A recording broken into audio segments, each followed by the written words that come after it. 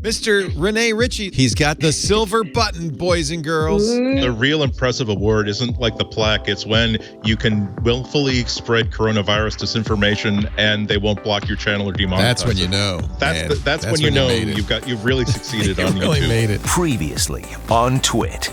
Hands-on Android. Two different phones at two different ends of the price spectrum. I have the Pixel 4a and the Samsung Galaxy Note 20 Ultra, and I take them on a photo walk to see how they compare. Tech News Weekly. We have a hands-on with the new Samsung Galaxy Z Fold 2. The biggest difference to me is the fact that the hinge can now open and hold its position at basically any angle. That lets you do some really unique things with this phone where you can sort of prop it up like a laptop against a table. Security Now. 368,000 plus internet users visited this history detection demo website, which effectively sucked the browsing history out of their web browser and were uniquely identified by their histories in 97% of cases. In other words, where we steer our browsers is surprisingly unique.